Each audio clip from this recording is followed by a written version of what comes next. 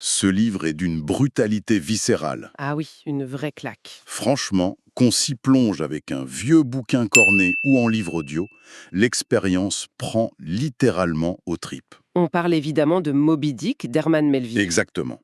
C'est une plongée étouffante, vraiment vertigineuse, dans les pires recoins de la psychologie humaine. Et le capitaine Achab, quel personnage. Et bim, on est balancé sans aucun ménagement, direct sur le pont poisseux et sanglant d'un navire baleinier en plein Pacifique. Avec ce paradoxe insensé, un roi absolu sur son bateau qui s'est rendu totalement esclave de sa propre vengeance.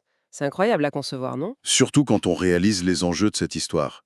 Parce que si sa folie l'emporte, c'est absolument tout un microcosme humain qui va couler à pic avec lui. C'est exactement pour ça qu'il faut aller au-delà de la légende de la baleine géante. Ouais.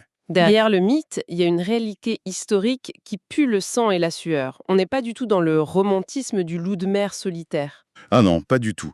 Quand on s'immerge dans le récit, l'ambiance des années 1840 du côté de Nantucket ou New Bedford, c'est l'usine. C'est le début de la mondialisation impitoyable. L'industrie à l'état pur. Les navires étaient de véritables abattoirs flottants. C'est ça, le livre décrit une rudesse qui, en fait, défie l'imagination. On a l'impression de sentir cette odeur rance, ce mélange de sang coagulé et de graisse brûlée qui imprègne tout, la peau, les vêtements, le bois. Et le danger est constant. L'équipage, c'est pas l'élite de la société victorienne.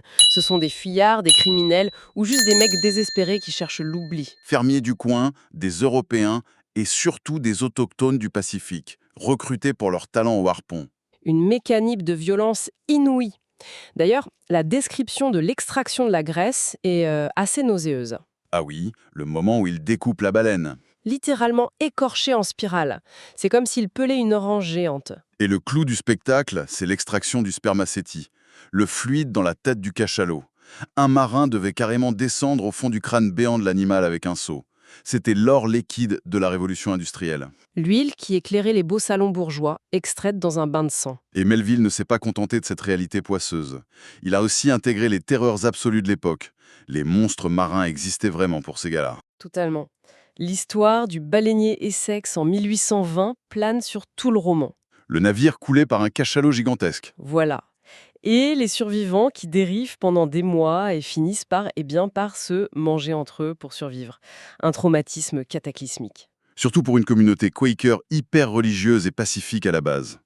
Et il y avait aussi Mokadik. Le fameux cachalot albinos. Ouais, un animal bien réel, couvert de cicatrices, avec de vieux harpons rouillés plantés dans le dos, qui attaquait vraiment les navires avec une férocité dingue. Donc Melville avait déjà une base gorgée de mythes et d'horreurs, mais ce qui est génial, c'est comment il sublime ça en une quête métaphysique, et tout ça s'incarne dans le navire, le Pécode. Et surtout dans la psyché de son commandant, le capitaine Achab. Achab, c'est fascinant de voir les parallèles avec la Bible. Dans l'Ancien Testament, le roi Achab est un tyran impie, idolâtre. Notre Achab à la jambe d'ivoire fait exactement pareil. Sauf que son idole, c'est sa propre vengeance. Son hubris. Il se veut le maître absolu, mais il est l'esclave de son obsession. Chaque battement de son cœur est dicté par la traque. Et philosophiquement, il y a cette inversion incroyable de la caverne de Platon. Ah oui, cette idée est brillante. Au lieu de s'élever de l'obscurité vers la lumière, du soleil, la raison, le bien, Achab fait l'exact opposé. Il refuse la lumière de la surface. Exactement. Pour lui, la vérité absolue, elle n'est pas dans un monde lumineux. Elle est cachée tout au fond dans les abysses glacés de l'océan. Il projette toute la noirceur, toute la malignité de l'univers sur cet animal. C'est une descente compulsive, une rébellion pure qui le pousse à l'autodestruction. Et en totale opposition avec lui, on a notre narrateur, Ismaël. Encore un nom biblique, lourd de sens, le paria chassé dans le désert. Ismaël embarque parce qu'il fait une grosse dépression, un fameux novembre de l'âme, comme il dit. Mais c'est lui qui survit à la fin. Pourquoi lui, le marginal? C'est une question de fluidité intellectuelle. Contrairement à Achab qui se crispe et veut tout détruire face à l'incompréhensible, Ismaël, lui, il observe. Il a cette humilité. Il respecte l'immensité de l'océan au lieu de vouloir la dominer. Et ça se voit surtout dans son amitié avec Kekeg, le harponneur polynésien. Le prétendu sauvage cannibale. Exactement. Ismaël dépasse les préjugés victoriens. Il réalise très vite que Kekeg a une noblesse d'âme, une paix intérieure que les chrétiens occidentaux autour de lui n'ont pas du tout. Les Occidentaux, eux, ils veulent juste conquérir la nature à coups d'arton. Voilà.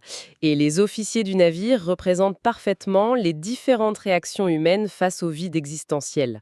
Starbuck, le second, c'est la morale pieuse. Il voit bien que la quête d'Achab est folle, il pense même à le tuer pour sauver l'équipage. Mais sa droiture le paralyse. Puis il y a Stubb, le nihiliste joyeux. Pour lui, tout est écrit, donc il préfère en rire face au danger. Et Flasque, mon Dieu, la médiocrité absolue. Pour lui, une baleine majestueuse, c'est juste un paquet de barils d'huile qui nage. Zéro poésie, zéro mystère. Et toutes ces visions du monde, la morale, le fatalisme, l'utilitarisme, elles explosent complètement face au fanatisme pur d'Achab. Un fanatisme dirigé vers Moby Dick. Et c'est là qu'on touche à l'ambiguïté centrale du roman. La baleine, est-ce que c'est un démon ou une manifestation du divin? L'éducation très calviniste de Melville joue beaucoup là-dedans. Cette idée de corruption totale de l'homme, de prédestination. Pour Achab, l'animal n'est plus un animal. C'est l'incarnation physique du péché, de la cruauté de l'univers. Le tuer, c'est faire un exorcisme cosmique. Mais en même temps, le roman contredit sans cesse cette vision. La façon dont l'animal est décrit, son silence, son élégance terrifiante, son invincibilité, ça ressemble plutôt à sublime. Un reflet d'un Dieu majestueux, mais totalement indifférent à nos petites souffrances humaines. Et cette tension est cristallisée par une chose bien précise, la couleur du cachalot. Le chapitre sur la blancheur de la baleine. C'est un chef-d'œuvre. Habituellement, le blanc, c'est la pureté, l'innocence. Melville démolit ça. Il en fait la source de l'épouvante suprême. Le blanc, ce n'est pas la lumière. C'est le vide originel, l'absence de toutes les couleurs, le silence infini d'un univers qui se fout royalement de notre angoisse. Et l'impossibilité de comprendre cette nature, Melville nous la fait ressentir dans la structure même du bouquin. Tous ces chapitres de cétologie, Ah oui, les fameux chapitres où il essaie de classer biologiquement les baleines. avec une rigueur folle. Mais il finit toujours par avouer son impuissance. Délibérément, il nous montre qu'on peut peser la graisse, mesurer les os, l'essence même de la vie nous échappe. La vérité est impossible à capturer dans nos petits tableaux Excel d'époque. Et c'est cette audace, ce mélange d'encyclopédie et de mysticisme sombre, qui a fait complètement fuir les lecteurs en 1851. Ils voulaient une aventure de marin, ils ont eu un traité philosophique impénétrable. Le livre a été un échec commercial total. Melville est mort dans l'oubli.